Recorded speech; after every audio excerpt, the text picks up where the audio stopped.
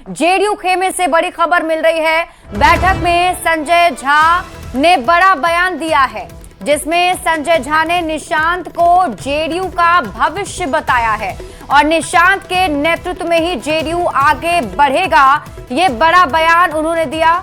संजय झा ने कहा कि जेडीयू और बिहार का भविष्य है निशांत के साथ पूरा जेडीयू मजबूती से खड़ा है। निशांत पार्टी को और मजबूत करेंगे। नीतीश कुमार के विकास कार्यों को हम लोग मिलकर आगे बढ़ाएंगे।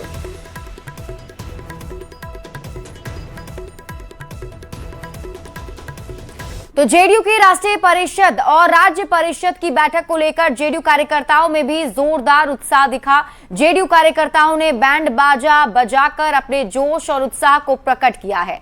हम आपको तस्वीर दिखा रहे हैं, जिसमें आप देख सकते हैं तस्वीरों में कार्यकर्ता किस कदर उत्साहित नजर आ रहे हैं।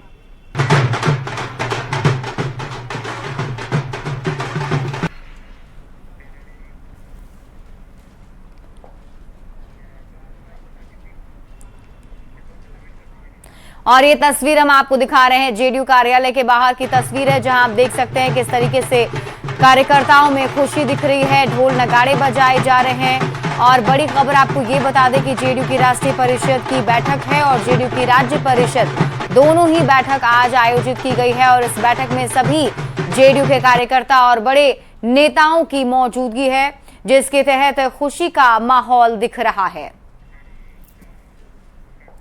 खबर आपको राजधानी से दिखाते हैं, जहां कोतवाली इलाके में जमीन विवाद में मारपीट और जमकर हंगामा हुआ है। दरअसल डाक बंगला चौराहे के पास छावड़ा स्पोर्ट्स सहित 2-3 दुकानों की जमीन को खाली कराने को लेकर हंगामा हुआ। दुकान के मालिकों का कहना था कि मामला कोर्ट में है और कोर्ट से खाली करने का कोई नोटिस नहीं मिला है।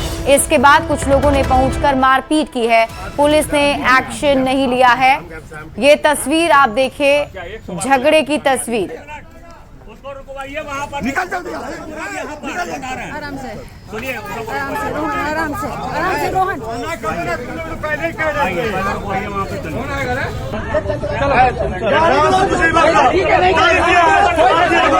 तो राजधानी से आपको ये खबर बता रहे हैं और तस्वीरें भी आप देख रहे हैं, जहां जमीन विवाद में मारपीट और हंगामा हुआ है।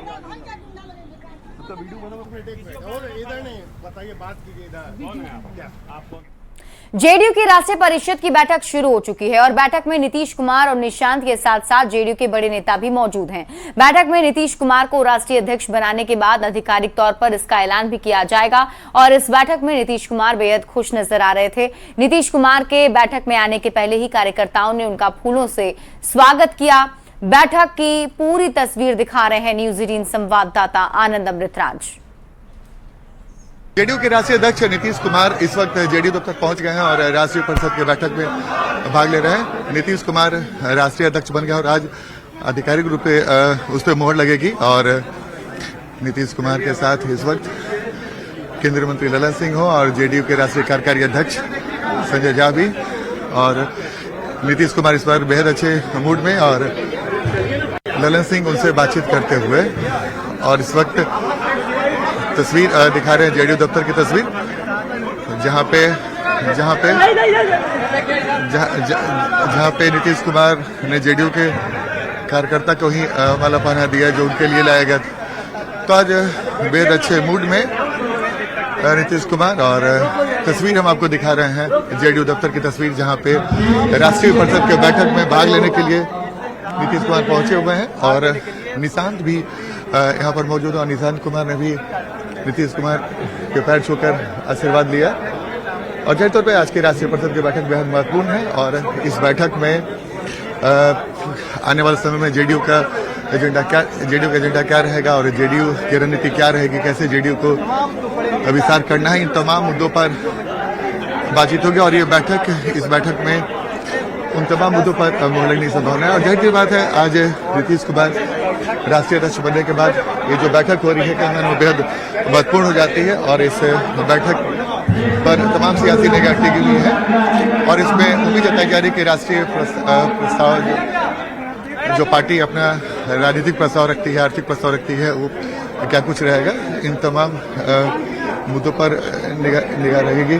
और इस वक्त चुरमुट में संजय झा और ललन सिंह तमाम लोग इस बैठक में शामिल हैं और इस बैठक को इस महीने महत्वपूर्ण माना जा रहा है क्योंकि निशांत कुमार की भूमिका क्या होगी उसको लेकर भी कई सारे चर्चे हुए हैं और नीतीश कुमार के भी इसमें आज राष्ट्रीय परिषद की बैठक में भाग लेने के बाद बैठक और भी महत्वपूर्ण हो जाता है। जाहिर सी बात है ये बैठक जेडीयू के लिए भी बेहद महत्व रखता है। तो ये इस बैठक में क्या कुछ निकलेगा इसकी जानकारी जो हम दें, लेकिन फिलहाल राष्ट्रीय परिषद की बैठक में नीतीश कुमार और निशांत कुमार एक साथ मंच पर नजर आए। कैमरामैन दीपक के साथ आनंद अमृतराज, न्यूज 18 नेटवर्क, पटना। मुंगेर से बड़ी खबर है, चलती कार आग का गोला बन गई। कार के इंजन में भीषण आग लग गई। कार सवार मां बेटे ने कूदकर अपनी जान बचाई है। बीच सड़क पर धू कर कार जल गई। घटना का वीडियो सोशल मीडिया पर वायरल हो रहा है। तो मुंगेर से आपको इस वक्त की बड़ी खबर बता रहे हैं, जहां कार के इंजन में अचानक आग लग गई और आग ने पूरी कार को अपनी चपेट में ले लिया।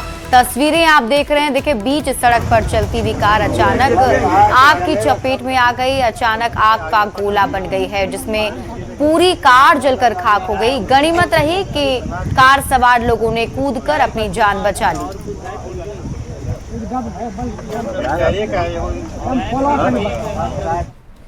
बिहार के स्वास्थ्य मंत्री निशांत कुमार ने केंद्र सरकार और बिहार के मुख्यमंत्री से योग को स्कूल कॉलेज के पाठ्यक्रम में शामिल करने की मांग की है।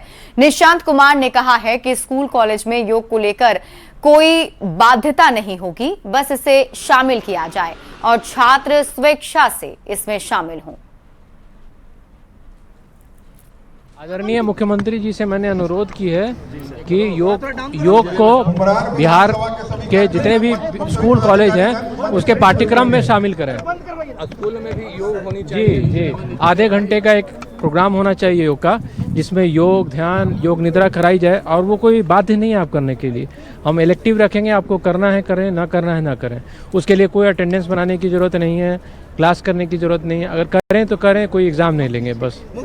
केंद्र सरकार, केंद्र मंत्री आदरणीय स्वास्थ्य मंत्री श्री जेपी नड्डा से भी मेरी अनुरोध रहेगी कि वो देश के जितने भी पाठ्यक्रम कॉलेज हैं, स्कूल हैं, चाहे वो प्राइमरी हो, सेकेंडरी, हाई सेकेंडरी, डिग्री, सब जगह योग को रखें और वो योग इलेक्टिव हो। यह नहीं कि आप करने को इसको बाध्य हैं, आपको करना है करें, ना करना ना करें। इससे कोई अटेंडेंस, कोई ज़रूरी नहीं है कि अटेंडेंस आपकी होनी चाहिए 70%, 60%, कुछ नहीं। ना एग्ज़ाम लेंगे, बस हम योग रखेंगे, जिसको करना है करें। और इससे बहुत ही आध्यात्मिक लाभ है, इससे तन मन सब स्वस्थ रहता है, इससे रोग प्रतिरोधक क्षमता बढ़ती है, आदमी का दिमाग, मेमोरी सब बढ़ता है। ये हर तरह से स्वस्थकर है। आपके अपील को मुख्यमंत्री ने स्वीकारा भी, कहा कि अगले साल से पाठ्यक्रम में शामिल करेंगे। हाँ, बहुत बहुत धन्यवाद देता हूँ। ये अगर आप और केंद्र सरकार ऐसा करें तो देश की जनता को एक उपहार होगा, एक तोहफा होगा। बिहार के स्वास्थ्य मंत्री निशांत कुमार ने योग को स्कूल कॉलेज के पाठ्यक्रम में शामिल करने की मांग की, जिस पर सम्राट चौधरी ने भी कहा है कि पाठ्यक्रम में पीटी पहले से शामिल है, फिर भी अगले साल से स्कूल कॉलेज में योग को भी शामिल किया जाएगा। मंत्री का विशेष आग्रह है कि योग को हमारे पाठ्यक्रम में जोड़ना चाहिए। मैं जरूर ये कहता हूं कि हमारे यहाँ जो पीटी की व्यवस्था है और तमाम जो अन्य कार्य जो स्कूल में किए जाते हैं, कॉलेज में किए जाते हैं, अगले साल से जरूर मैं निर्देशित करूंगा कि इसको योग को भी अपने पाठ्यक्रम के साथ जोड़कर बिहार में लोग स्वस्थ रहे, इसको आगे बढ़ाने का काम करना। वैभव सूर्यवंशी ने 50 ओवर की क्रिकेट में सबसे तेज हाफ सेंचुरी बनाने का 20 साल पुराना वर्ल्ड रिकॉर्ड तोड़ दिया है। वैभव ने श्रीलंका ए के खिलाफ अभी चल रहे ट्राई सीरीज के फाइनल में 29 बॉल पर 94 रन बनाए। उन्होंने सिर्फ 11 गेंदों पर हाफ सेंचुरी पूरी कर ली और इसी के साथ ईशान किशन का रिकॉर्ड भी तोड़ दिया। वैभव की ये 50 लिस्ट ए में किसी भी बल्लेबाज की सबसे तेज 50 है। और खबर आपको मुजफ्फरपुर से दिखाते हैं, जहां नीट परीक्षा देने आए देश के भविष्य को भीषण गर्मी से बचाने के लिए श्री गरीबनाथ मंदिर न्यास समिति ने एक सराहनीय पहल की है।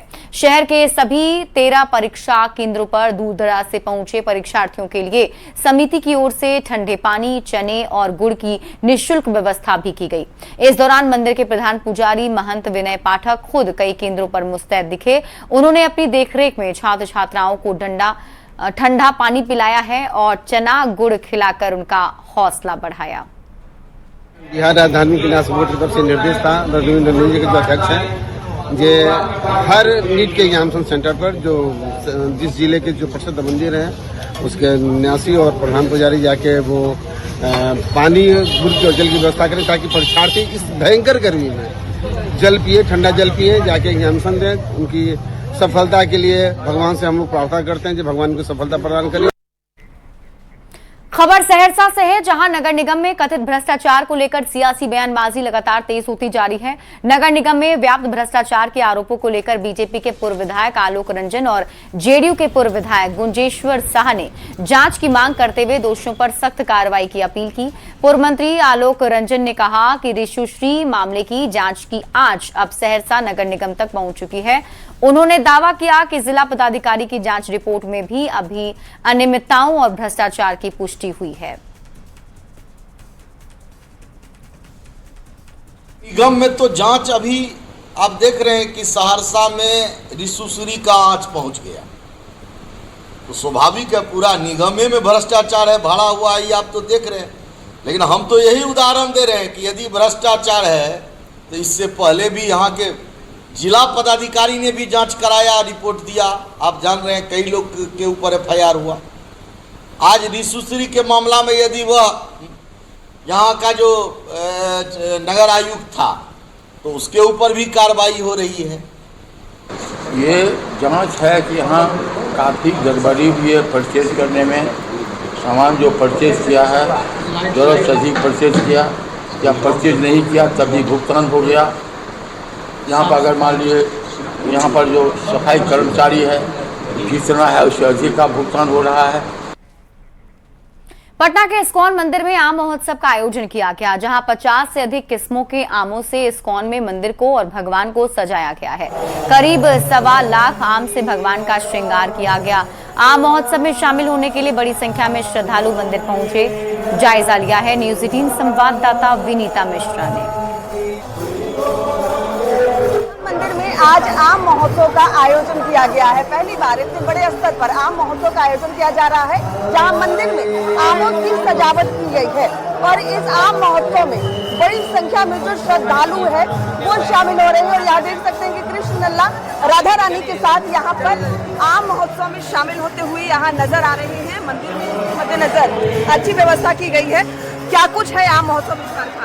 हरे कृष्णा, जिस तरह से भगवान प्रेम रस बरसाते हैं अपने कारुण्य के द्वारा, इसी तरह आज हम लोग आम रस का प्रतीक है, आम फलों का राजा है, इसलिए भगवान आम के द्वारा संदेश देना चाहते हैं कि समाज में रस बरसाओ। किस तरह के देख रहे हैं विश्व युद्ध हो रहा है, समाज में कटुता बढ़ रहा है। भगवान प्रेम रस बरसाने का प्रतीक है आम। जिस भगवान कहते हैं कि नदियों में गंगा हूँ, पर्वतों में हिमालय हूँ, इसलिए भगवान आमों में फलों में राजा आम है। इसलिए आम के द्वारा भगवान संदेश देना चाहते हैं कि समाज में प्रेम रस बरसाओ, कटुता को छोड़ो। नंदगोपाल दास, प्रवक्ता, इस्कॉन पटना। तो आम फलों का राजा है और भगवान कृष्ण प्रेम की जो रंगों की वर्षा है वो करते हैं। यही वजह है कि पटना के इस्कॉन मंदिर में आम महोत्सव मनाया जा रहा है और बड़ी संख्या में जो श्रद्धालु हैं इस आम महोत्सव में शामिल होने यहाँ पहुँच रहे हैं। विनीता मिश्रा, न्यूज 18 पटना। मोतिहारी से बड़ी खबर है। छोड़ादानो थाना इलाके में एसएसबी और मोतिहारी पुलिस ने बड़ी कार्रवाई की है और 25 लाख रुपए का गांजा जब्त किया है। बताया जा रहा है कि रघुनाथपुर इलाके के सैनिक रोड पर तस्कर सुदूर आलम नेपाल से गांजा की खेप लाया था और इसके बाद पुलिस ने कार्रवाई करते हुए तस्कर को गांजे की खेप सहित पकड़ लिया है। बता दें कि तस्कर सुदूर आलम पहले भी गांजा तस्करी और अफीम तस्करी मामले में वांछित था, जिसे अब गिरफ्तार किया गया है। पटना पुलिस ने एक ऐसे अंतर्राज्यीय लुटेरा गिरोह का पर्दाफाश किया है जो आरा में टेंट लगाकर रहता था और पटना समेत आसपास के जिलों में चोरी और डकैती की वारदातों को अंजाम देता था। बेटा के चर्चित लूटकांड में शामिल इस गैंग के 14 सदस्यों को पुलिस ने गिरफ्तार किया है। गिरफ्तार अपराधी महाराष्ट्र, उत्तर प्रदेश, मध्य प्रदेश, राजस्थान और झारखंड के रहने वाले बताए जा रहे हैं। पुलिस के अनुसार ये गैंग भोजपुर के आरा स्थित रमना मैदान में टेंट लगाकर रहता था। दिन में कचरा बीनने और कबाड़ चुनने के बहाने घरों और कॉलोनी की रेकी करता था, जबकि रात में चोरी, लूट और डकैती की घटनाओं को अंजाम देकर ट्रेन से वापस लौट जाता था। पुल के पास भोजपुर निवासी फौजी के बाउंड्री वाल में करीब 12-14 अज्ञात अपराध कर्मी किसी बहुत ही गंभीर घटना को अंजाम देने की योजना बना रहे हैं। पुलिस के द्वारा वहां छापामारी करके उन सबों को पकड़ा गया। उनके पास से हथियार, कारतूस, गुलेल वगैरह सब बरामद हुई। उन लोगों ने इस कांड में अपनी संलिप्तता को स्वीकार किया। ये सभी महाराष्ट्र, उत्तर प्रदेश, मध्य प्रदेश के रहने वाले हैं। इनका एक नोमैडिक गैंग है जो रेलवे स्टेशन के आसपास के बड़े घरों को निशाना बनाता है एवं आपराधिक घटनाओं को अंजाम देता है। खबर पटना के दानापुर से है, जहां गंगा स्नान के दौरान एक दर्दनाक हादसे में 3 किशोरों की डूबने से मौत हो गई। घटना शाहपुर थाना क्षेत्र के हेतनपुर घाट की है। बताया जा रहा है कि तीनों अपने दोस्तों के साथ स्नान करने पहुंचे थे और इसी दौरान वे गहरे पानी में चले गए, डूबने लगे। आसपास मौजूद लोगों ने बाहर निकालकर अस्पताल पहुंचाया, लेकिन डॉक्टरों ने तीनों को मृत घोषित कर दिया है। घटना के बाद से पूरे गांव में मातम पसरा है और परिजनों का रो रो कर बुरा हाल है। प्रशासन ने सहायता राशि देने की घोषणा की है। दानापुर के हेतनपुर पंचायत दानापुर के बच्चे पीयूष कुमार, प्रिंस कुमार और तेज कुमार, तीनों का स्नान के दौरान मृत्यु की घटना हुई है। तीनों बच्चे हेतनपुर के ही निवासी है। इन तीनों बच्चों को अभी अनुमंडलीय अस्पताल में पोस्टमार्टम के लिए लाया गया है। अभी जो गवर्नमेंट के द्वारा जो भी प्रावधान है, जो 20,000 रुपये वीडियो साहब के द्वारा भी तत्काल इन लोगों को परिवार को दिया जाएगा और 4 लाख रुपया जो मुआवजा डूबने से होती है, जो आपदा प्रबंधन के द्वारा दिया जाता है, जो कल परसों तक इन लोगों को प्रोवाइड कर दिया जाएगा। पंचायत हेतनपुर में नदी घाट पर 5 बच्चे एक साथ स्नान कर रहे थे, जिसमें जो है 3 बच्चे की मौत हो गई है, 2 बच्चे सुरक्षित हैं और तीनों बच्चा हेतनपुर गांव के ही वासी है। एक का नाम तेज है, जिसके पिताजी का नाम सत्येंद्र कुमार। दूसरा जो है प्रिंस है, उसके पिताजी का नाम अमिताभ बच्चन। और तीसरा जो है बच्चा वे आयुष है, उसका पिताजी का नाम धर्मवीर कुमार। तीनों एक ही गांव का रहने वाला है। और 4-5 लोग गए थे, गंगा जी लोग बिना गार्जियन को बताए हुए गया लोग, और मतलब बिना बताए हुए चले गया लोग, नहाने लगा और उसमें सर 3 डूब गया, 2 और था तो डूब गया। तो मतलब घर पर जाकर बताया तो हम लोग आए और उसको मतलब कि ढूंढे तो पानी में मिला, मतलब 15-20 लोग ढूंढे तो उसके बाद मिला लोगों ने। तो उसके बाद मतलब हम लोग यहाँ पे दानापुर मंडल में ले आए। और बड़ी खबर आपको बाढ़ से बताते हैं, जहां कोंदी गांव में वर्चस्व को लेकर हुई गोलीबारी से पूरे इलाके में सनसनी फैल गई है। इस घटना में 2 लोग घायल हुए हैं, जिनमें बेढ़ना पंचायत के मुखिया का बेटा और उसका भाई शामिल है। घायल ने बताया कि स्टैंड पर जुआ और गेसिंग का खेल चल रहा था, जिसे रोकने के दौरान विवाद बढ़ गया और फायरिंग शुरू हो गई। पुलिस अब मामले की जांच में जुटी हुई है।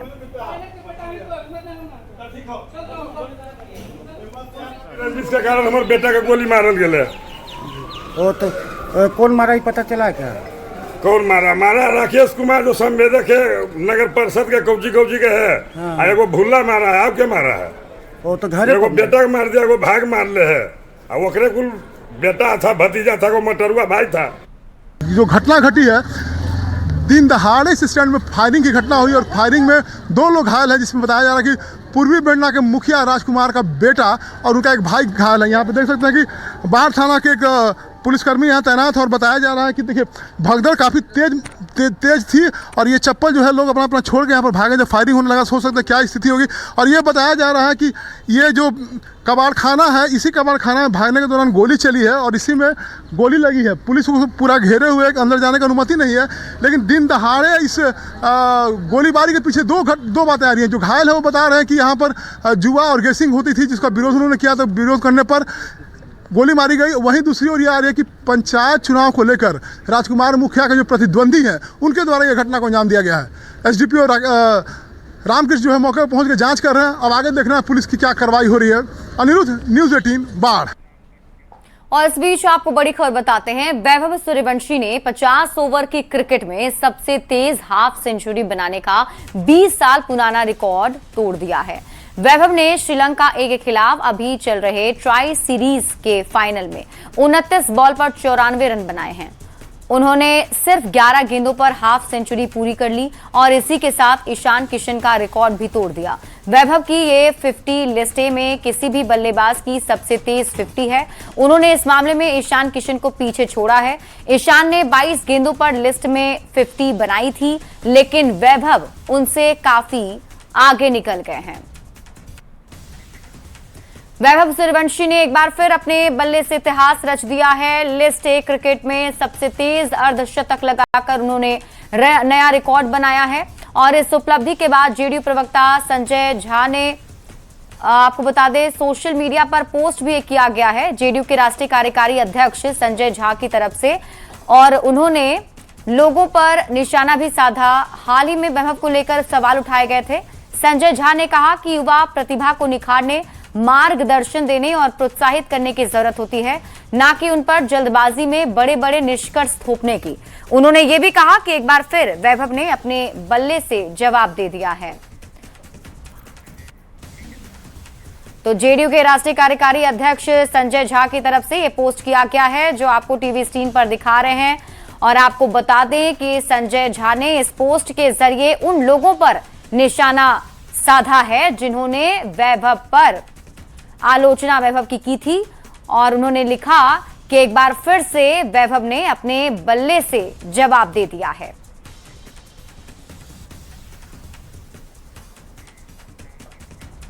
आरा एनकाउंटर मामले में पूर्व केंद्रीय मंत्री अश्विनी कुमार चौबे भोजपुर के बिलौटी गांव पहुंचे, जहां उन्होंने पुलिस मुठभेड़ में मारे गए भरत भूषण तिवारी के परिजनों से मुलाकात की और उन्हें सांत्वना दी है। इस दौरान उन्होंने घटना को फर्जी एनकाउंटर बताते हुए इसकी निष्पक्ष जांच की मांग की है। पूरी तरह से फर्जी इनकाउंटर के नाम पर जुल्मी पुलिस के उस पदाधिकारी और पुलिसकर्मी के द्वारा उसकी हत्या का षड्यंत्र करके जघन्य हत्या किया गया है पुलिस के द्वारा।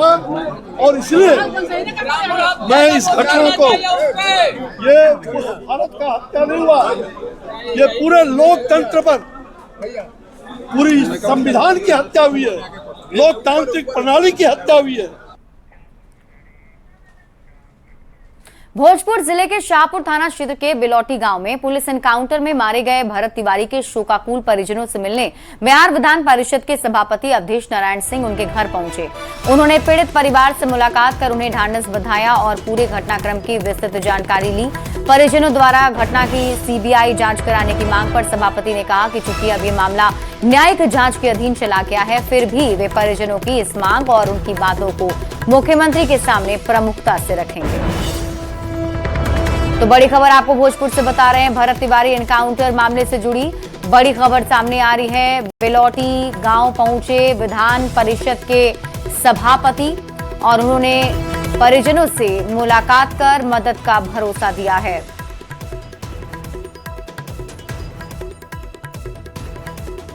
भोजपुर के बिलौटी गांव में पुलिस एनकाउंटर में मारे गए भरत तिवारी के परिजनों से मिलने के लिए पूर्व केंद्रीय मंत्री आरके सिंह भी पहुंचे। उन्होंने घटना की निष्पक्ष जांच की मांग की। आरके सिंह ने कहा कि यदि जांच में पुलिसकर्मी दोषी पाए जाते हैं तो उनके खिलाफ हत्या का मुकदमा दर्ज कर गिरफ्तारी होनी चाहिए। उन्होंने ये भी कहा कि कानून सभी के लिए समान है और न्याय सुनिश्चित होना चाहिए। वीडियो था, उस लाइव वीडियो में यह हम देखे कि वो लड़का कुछ कह रहा है और हाथ में पिस्तौल है। उसके बाद वो लड़का वो पिस्तौल फेंकता है पुलिस की तरफ। अब पुलिस उसको ले लेती है, कहता है ये लीजिए पिस्तौल। अब पुलिस ले लेती है और उसके बाद फिर कहता है कि हाँ ठीक है हमको ले चलिए। इतना तक वो लाइव वीडियो में है। और उसके बाद गोली मारी गई। तो प्रथम दृष्टया इससे लगता है कि ये कोई एनकाउंटर नहीं है, ये हत्या है। तो इसका कानूनी कार्रवाई होगी। और यहाँ रुकने